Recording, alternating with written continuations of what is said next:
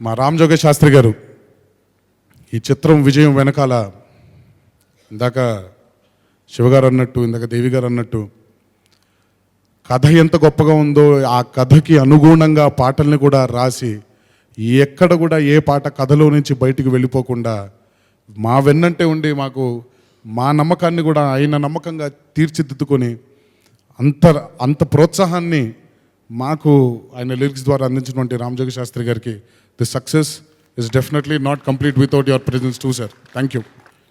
September 1 ఈ చిత్రం విడుదలవ్వడం జరిగింది. సెప్టెంబర్ 2 మా అమ్మగారిది మా నాన్నగారిది పుట్టినరోజు. 60 నిండినాయి వాళ్ళిద్దరికి. ఈ చిత్రంతో 12-13 ఏళ్ళ నా తపన వారికి తెలియచేద్దామనే నా ఒక సంకల్పాన్ని ఈ రూపంలో